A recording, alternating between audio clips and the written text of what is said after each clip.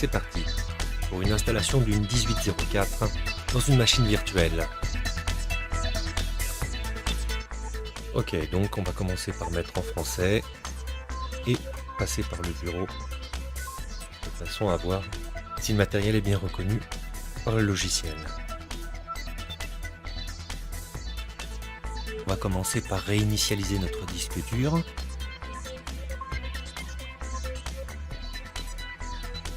En créant une table de partition GPT.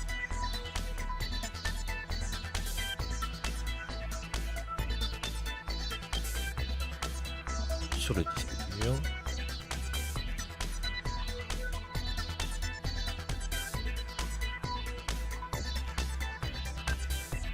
Et je vais lancer l'installation.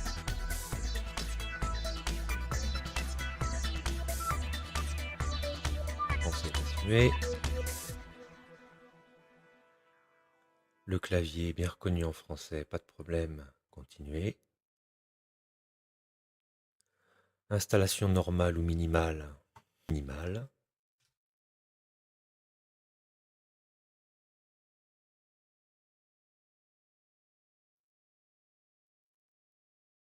Vas-y. Paris.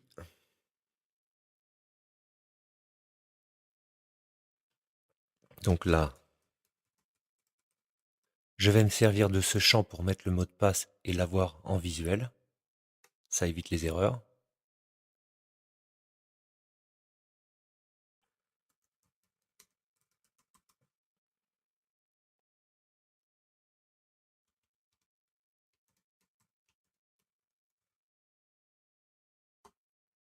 Voilà.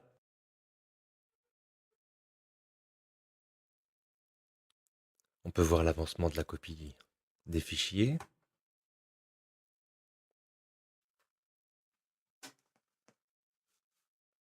Notre installation est terminée. Redémarrage de la machine et démontage du médium d'installation.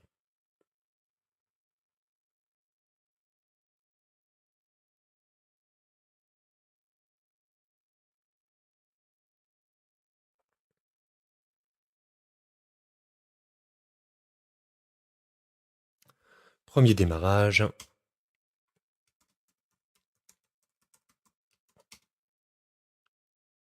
Avec le compte administrateur, le sudoer de notre système.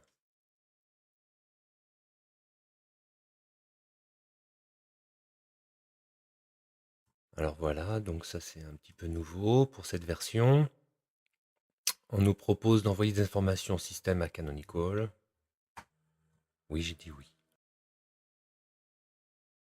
Bon, la première chose que je vais faire, c'est changer mon mot de passe de façon à ne pas être trop embêté.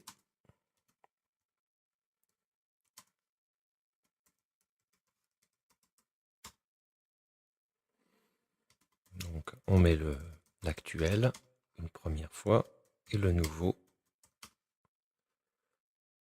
Voilà qui est fait. Donc la première chose qu'on fait avec un système lorsqu'il est installé,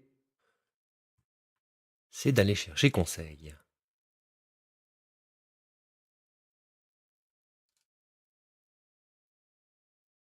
Voilà, donc pour l'instant c'est sur le forum. Et donc c'est parti, on va simplifier la vie. Donc CTRL-ALT-T pour ouvrir un terminal. On va mettre notre terminal dans un coin. On va le réduire un petit peu. Clic droit sur la barre du haut, toujours au premier plan. Pour ceux qui ont suivi la post-install du 16, vous retrouverez un petit peu les mêmes principes. Donc voilà, la première chose qu'on fait est de finir de mettre le système en français. Donc pour ça, on va dans Système.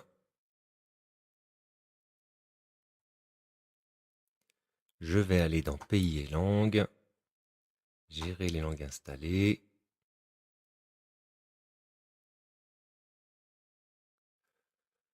Alors vous pouvez installer directement. Nous, on ne va pas faire installer directement. On va d'abord modifier dans les langues, retirer l'anglais, appliquer.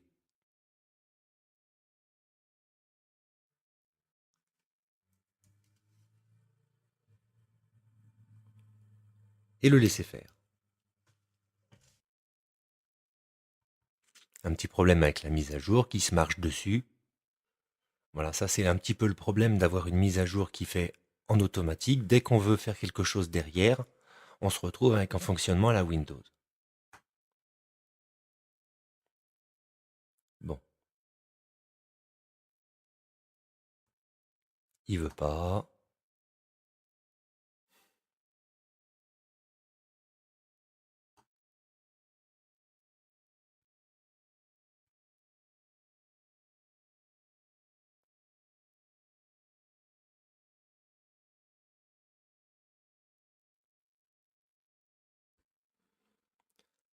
Voilà. Vision un petit peu plus comme j'aime. Donc on va appliquer à tout le système. Formats régionaux, je refais la même chose. On est d'accord, blablabla. On ferme. OK. Donc ensuite, on s'occupe de la mise à jour. Donc comme je disais, on vient d'être embêté par notre mise à jour graphique. Relançons-la. Donc j'appuie sur la touche Super. Je tape Jour. Le gestionnaire est ici.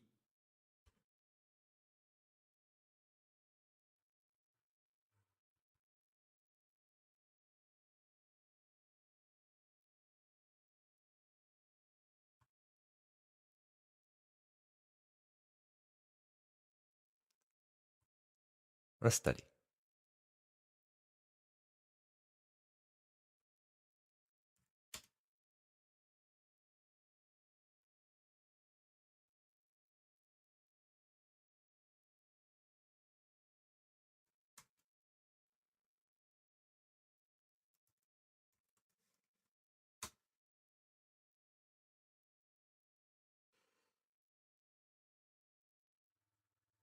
Bien. Donc, comme je l'ai écrit, on doit redémarrer. On remarquera d'ailleurs le petit panneau, voilà. Redémarrer maintenant, c'est parti.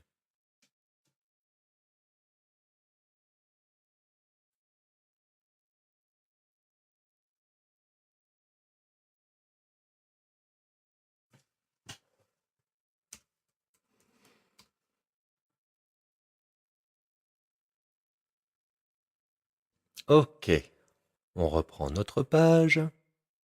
Donc, mes explications. J'ouvre un terminal, clic droit en haut, toujours au premier plan. Je réduis la taille de ma fenêtre.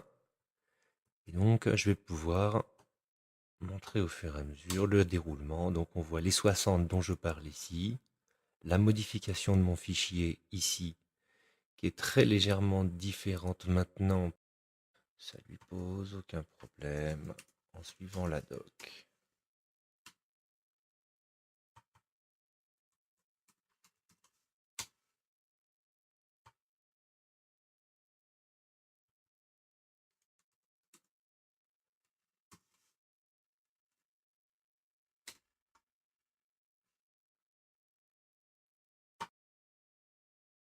Donc le pad numérique, pour moi, il est fonctionnel.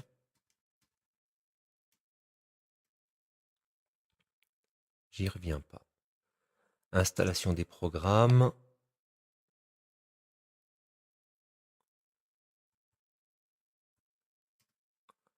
Voilà. Je crée un fichier avec Gedit. Je sélectionne ce que je vais mettre à l'intérieur de mon fichier. Je le copie. J'ouvre mon fichier. Je colle. CTRL S, CTRL W, CTRL Q. Je chmod mon fichier en X.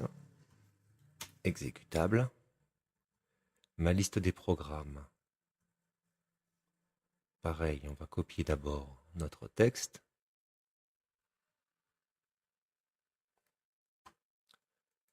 Il y a un petit peu de fouillis, mais c'est facile de s'y retrouver. CTRL S, CTRL W, CTRL Q. lancer les installations. C'est parti.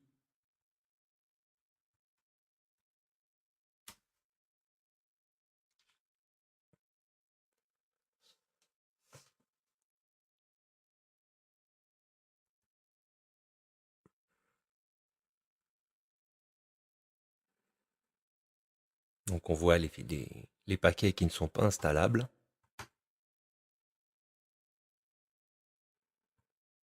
Ceux qui sont non installés.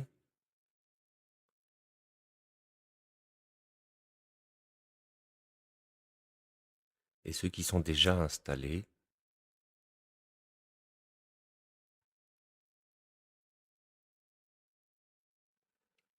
Voilà.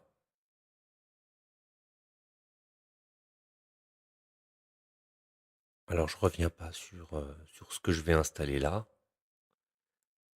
On me recommande quelques paquets. Pour l'instant, on va pas en tenir compte.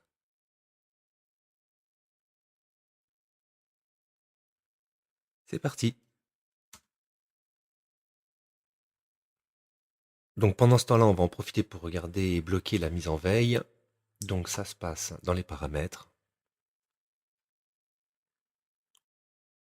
Confidentialité. Verrouillage de l'écran. Non.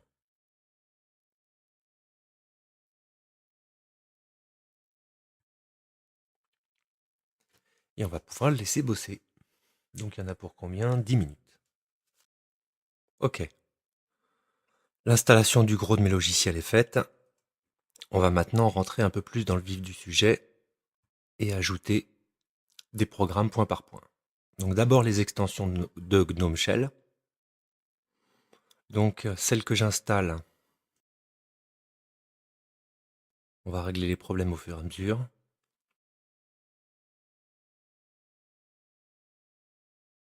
Par défaut, on ajoute l'extension pour Firefox.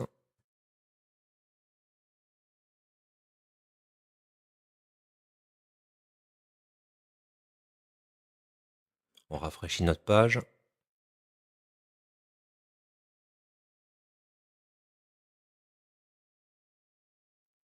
Ça marche. On active.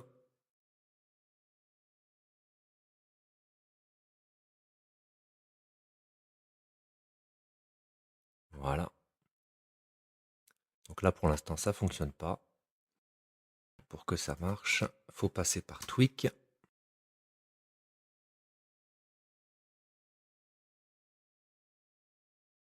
Voilà. Et là, ça fonctionne.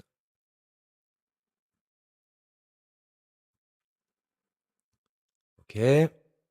Maintenant, on va s'occuper de caféine.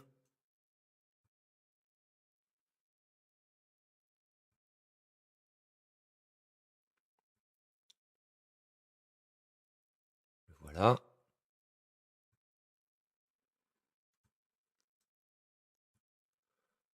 Removable Drive Menu. Le voilà.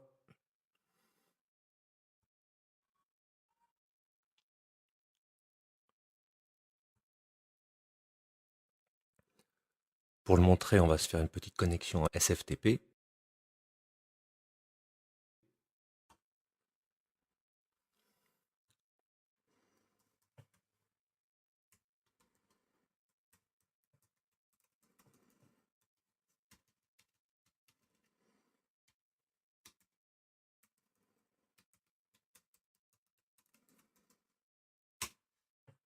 La première fois, se connecter malgré tout. On rentre le mot de passe.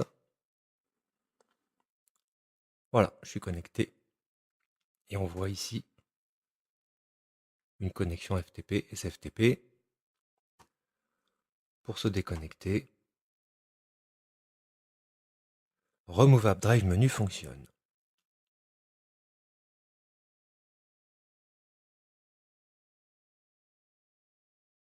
Pour les portables, deux extensions sympathiques.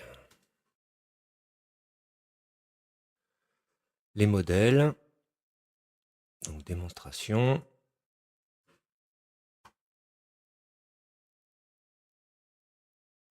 pour l'instant on n'a pas de modèle et je ne peux pas créer de modèle. Donc j'ouvre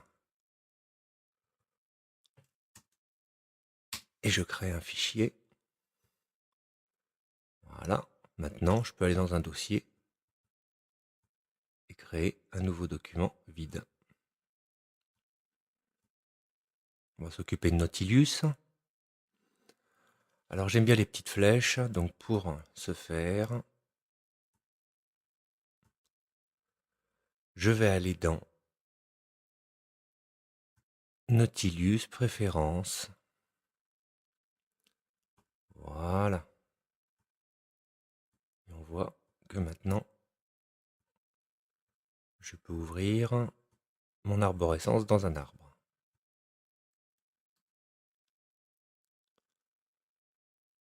Les scripts Nautilus.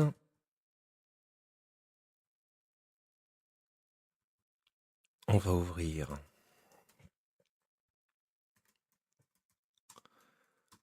Nautilus dans le bon dossier. Et on voit qu'il est vide.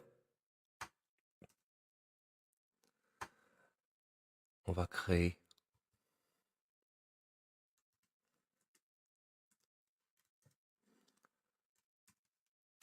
un fichier. On le chmod. On l'édite.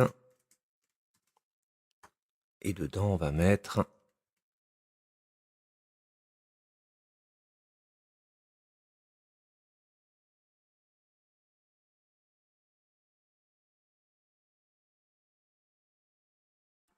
donc pour tester, choisissez un fichier, un dossier.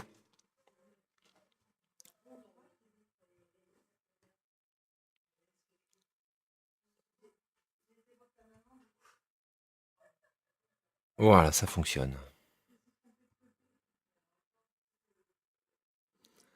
Donc pour installer Compress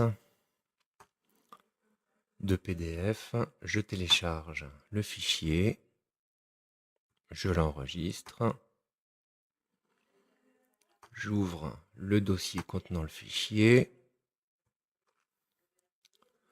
CTRL-T, clic droit, script, ouvrir le dossier des scripts,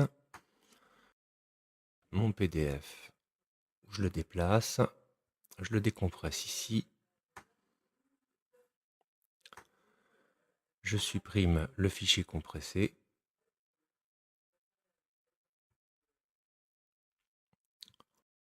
je retire le fichier de mon dossier et je supprime le dossier. Voilà, maintenant lorsque j'aurai un fichier PDF, un simple clic droit script et je pourrai compresser mon PDF.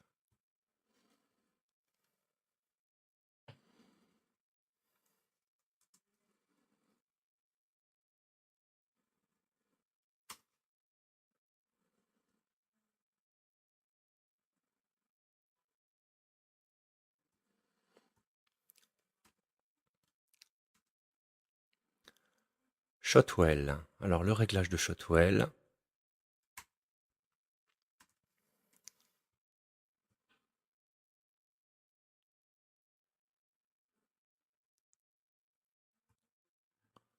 Voilà.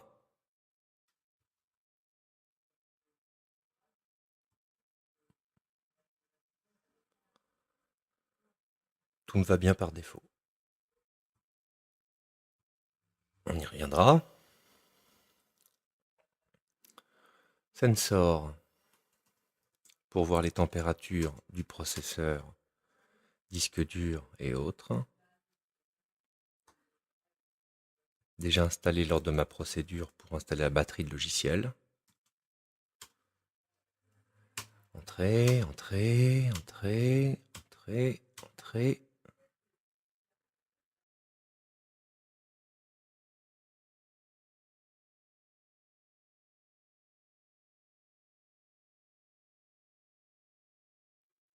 Conquis.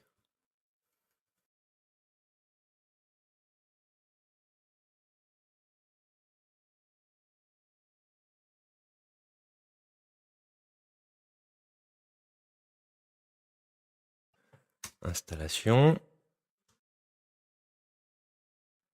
Création d'un dossier de configuration.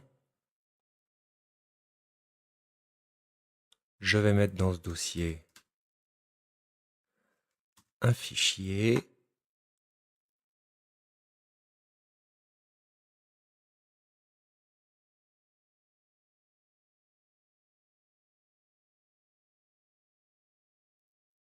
CTRL S, CTRL W, CTRL Q. Je crée un dossier bin personnel.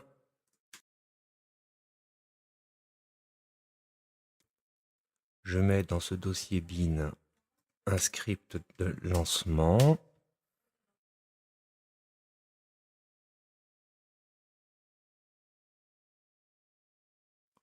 CTRL S, CTRL W, CTRL Q. Je le chmod.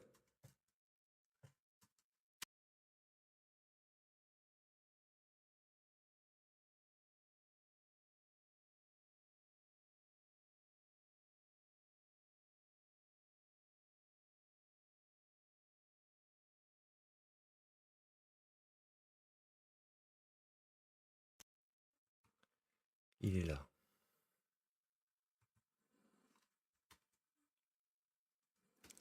Pas sur le deuxième bureau.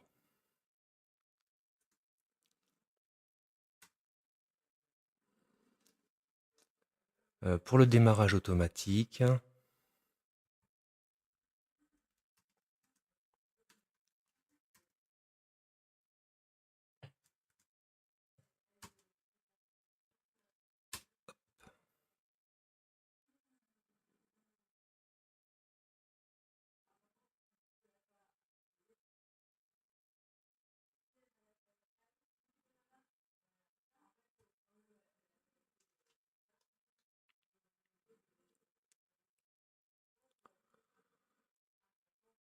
ok, les codecs. On va vérifier que tout fonctionne. Ok.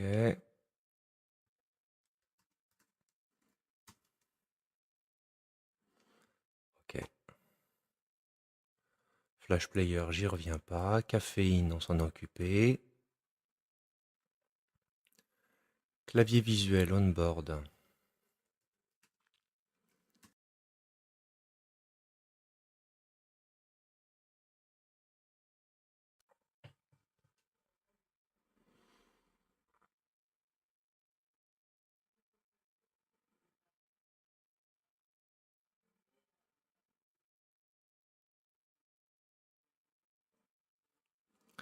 On va le configurer. Donc je le lance. Je rentre dans les propriétés. Configuration. Démarrer masqué. Afficher une icône quand il est caché. Voyons voir. Ancré, non. Je le déplace. Je lui donne une taille correcte. Que je ne modifierai pas. Donc faites-le bien du premier coup, encore que après vous pouvez retourner dans les préférences et jouer avec. Donc voilà, une fois réduit, on a une icône, je la réduis. Je vais jouer sur ma transparence. 70, c'est ma valeur. Et 70 pour la totalité au bout d'1 seconde. Voilà. Et la protection, je ne mets que les mouvements. On ne touche pas au reste. Je ferme, je ferme. Voilà, il est là.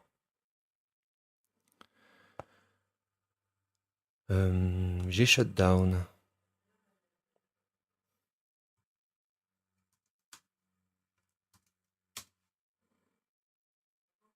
Installation. Donc le paramétrage, je vais avoir besoin de ça. Ok.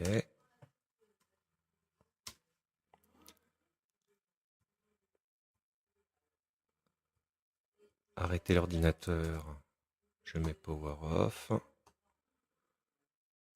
Et reboot. Redémarrer l'ordinateur. Fermer, fermer, fermer. Il est paramétré. Gestionnaire de fond d'écran, on verra plus tard. Une dock. Mettons une dock.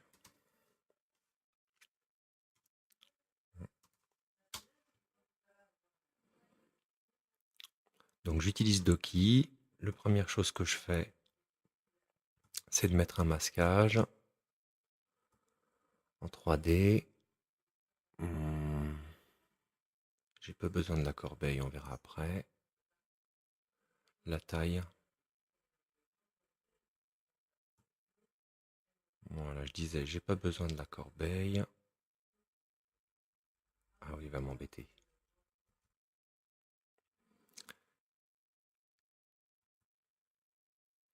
Et donc on va coller nos programmes. Alors clic droit, épingler au dock. Clic droit, épingler au dock. La corbeille, elle s'en va. Ouais, je vais pas la masquer pour le moment. On va la remplir. Alors, LibreOffice. On n'a plus LibreOffice direct, il faut passer par Writer.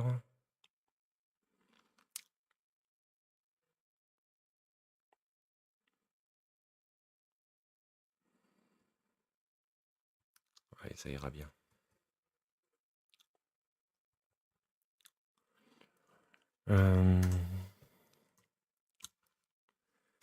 Inkscape.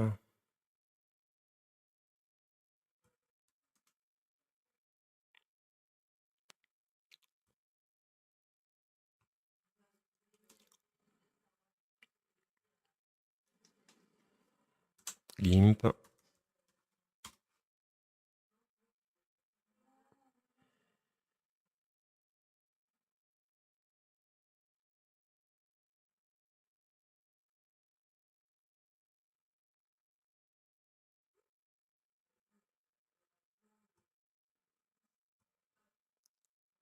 VLC. On va le paramétrer. Autoriser ou non. Outils. Préférences. Bon. Redimensionner, non. Une seule instance. Mettre en file d'attente. Enregistrer. Clic droit, épingler au dock. Shotwell.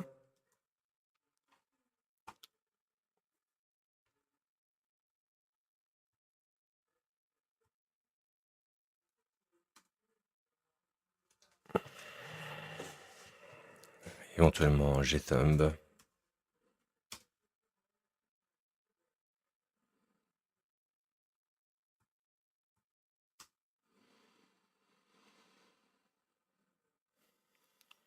Et va pour un terminal.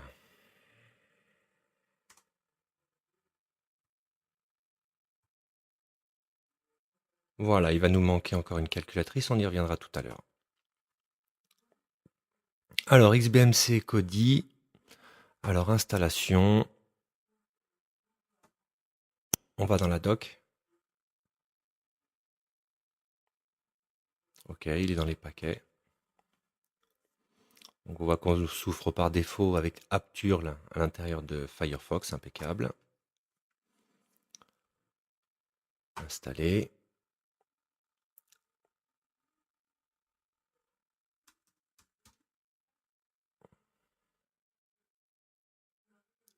Voilà, donc deux façons de lancer Kodi. La première, comme un programme.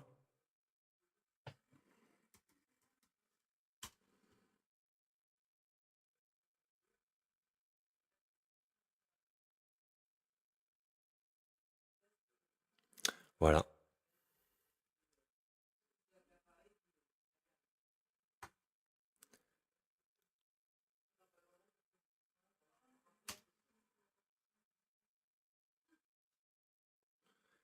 Et la seconde, c'est comme un bureau.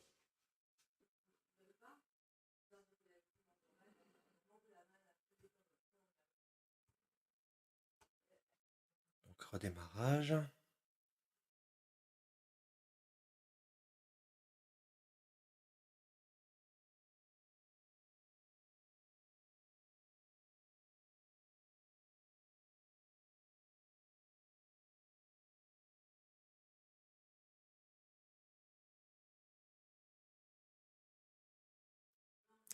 Voilà, et c'est exactement la même chose, sauf que on passe pas par le bureau, on a uniquement Kodi qui est chargé. Donc on voit dans une machine virtuelle qu'il est bien plus réactif de cette façon.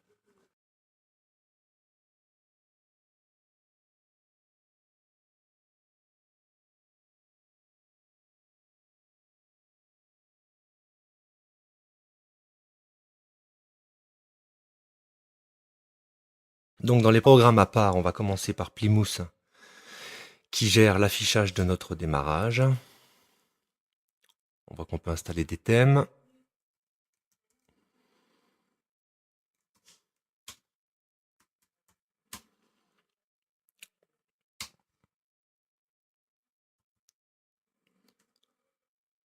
Et on va ensuite en choisir un.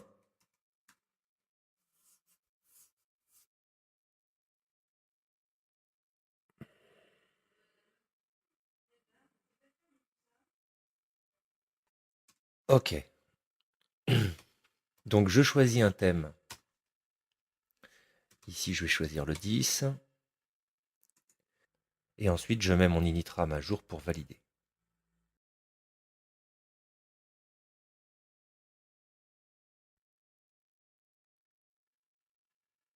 Voilà, j'ai retrouvé la main.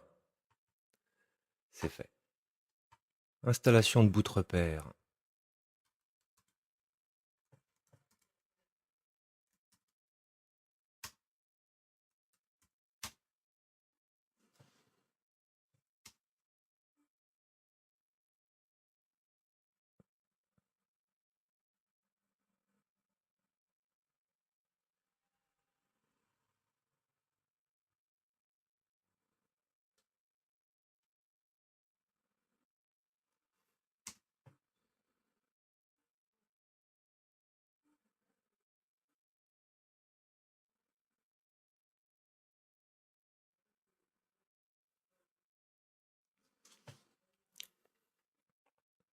Voilà, on va voir tout de suite s'il fonctionne et en même temps, on va créer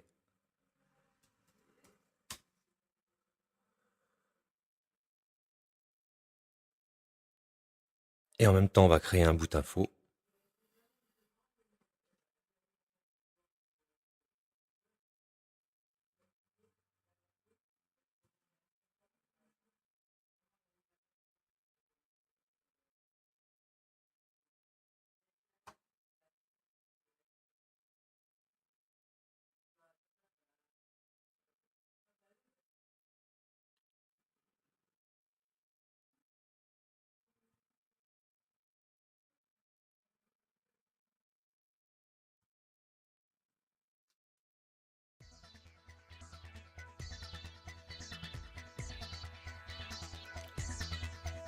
Voilà, on peut maintenant considérer qu'on a un système complet.